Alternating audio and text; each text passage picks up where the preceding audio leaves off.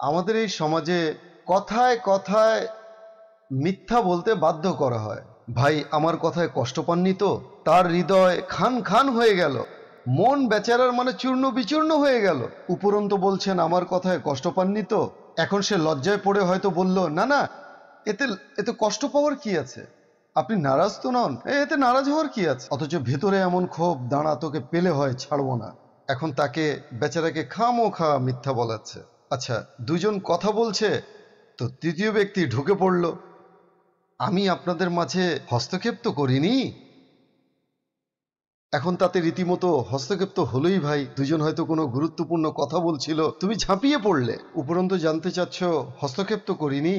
স্বাভাবিক, কেউ বলবে না বাধা পড়েছে, সেখানেও মিথ্যা বলবে। আরে না না, আপনি এসেছেন, খুব খুশি হয়েছি। স্বভাবজনিত কারণে বাপা ঘটে তো যায় না। ঠিক আছে, আপনি ভুল চিহ্নিত করলেন, কিন্তু একজন লোক হঠাৎ চলে আসলো, সে কি জিজ্ঞাসা করবে না আরে মাফ করবেন, আমি আপনাদের মাঝে বাধা তো সৃষ্টি করিনি? অথবা লোকেরা কারো খাবারের সময় স্বভাবত জানতে চাইবে না ভাই খাবার ভালো হয়েছে কিনা, চা ভালো হয়েছে কিনা? এটাও যদি না জানতে চাই তো চাইবেটা না তো, ইমাম গাজ্জালী রহমতুল্লাহ তাআলা আলাইহি লিখেছেন 3 বার বলুন খেয়ে নিন অথবা নিন। ভাই নিন না, বাস 3 বার। বারবার সাধলে আর সে পেটের কুফলে মদিনাওয়ালা, বেচারা পেটের কুফলে মদিনা তো গেল। আচ্ছা, তার উপর আপনার খাবার খুব কষ্ট করে গলদকরণ করছে বেচারা, গলা থেকে নামছে না, এতটাই অরুচিকর। এখন তাকে আপনি বারবার সেধেই চলেছেন, বরং অধিকাংশ ক্ষেত্রে দেখা যায় নিজ হাতে নিয়ে অতিথির প্লেটে চাপিয়েই চলেছে। এখন সেই বেচারা এক প্রকার অনিচ্ছাকৃতভাবে জোরপূর্বক খাচ্ছে। কোলেস্টেরল তার হাই, লিপিড প্রোফাইল তার ডিস্টার্ব, ডায়াবেটিসও সঙ্গে, আর আপনি মিষ্টি জর্দা চামচ ভরে ভরে ঢেলে দিলেন। এখন বুকে তার জ্বালা পোড়া গ্যাস্ট্রিকের রোগী বেচারা, আপনি চামচ ভর্তি ঝোল ঢেলে দিলেন গরম মশলাওয়ালা, মানে আপনি তাকে জোরপূর্বক খাওয়ালেন। তো ভাই, এটা আপনি কেমন অতিথি আপ্যায়ন করছেন? নাকি রোগকে অভ্যর্থনা জানাচ্ছেন?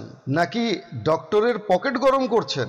এখন তাকে ওষুধ নিতে হবে, কেননা আপনি তাকে অতিরিক্ত খাইয়েছেন।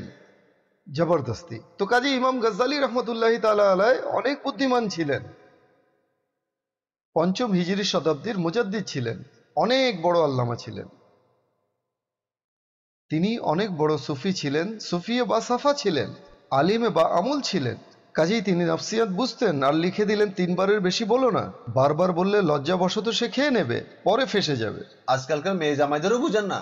জামাইরা বেশি খায় না, জামাইরা জামাইরা খায় না বেশি, কিন্তু জামাইদের অনেক বেশি তোষামত করতে হয়। খায় অনেক কম, কিন্তু সমাদর বেশি। যদি কম সমাদর হয়, খায় তো খুবই কমই, কিন্তু সমাদর অনেক বেশি চায়।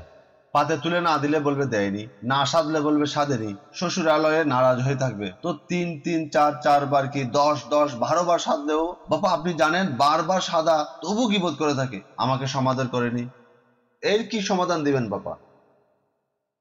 দেখুন, এটা একটা দ্বিপাক্ষিক বিষয়। ব্যাপারটা এমন, এর সমাধান মাদানী মহল, দাওয়াতে ইসলামের মাদানী মহলে সম্পৃক্ত হন, মাদানী কাফেলায় সফর করুন, তো ইনশাআল্লাহ সব শিখে যাবেন। এখন একই সময়ের মধ্যে আমি জামাইকেও শুধরে দেব, তো বই বা কম কিসে, সেও তো চুগলি করে। এর কি করি? এর চিকিৎসা এখন সত্যিই যদি দুর্নাম হওয়ার আশঙ্কা থাকে, তাহলে ঠিক আছে, 112 বার সাধুন। 3 বারের অধিক সাধা তো কোনো হারাম নয়, গুনাহও নয়। ইমাম গাজ্জালী শুধু উপদেশই দিয়েছেন। যদি আপনার এমন মনে হয় 3 বারের অধিক না সাধলে সে আপনার গীবত করবে, তো ঠিক আছে, 103 বার সাধুন। শরীয়তের অনুমতি রয়েছে যে তাকে গীবতের কবিরা গুনাহ থেকে বাঁচাও। গীবতের বিরুদ্ধে যুদ্ধ জারি থাকবে, গীবতের বিরুদ্ধে যুদ্ধ জারি থাকবে। না গীবত করব না গীবত শুনবো ইনশাআল্লাহ। ভালোবাসার চগলখোর চগলখোর। সাল্লু আলাল হাবিব সাল্লাল্লাহু তাআলা আলা মুহাম্মদ। আমাকে নিজের এবং সারা দুনিয়ার মানুষের সংশোধনের চেষ্টা করতে হবে।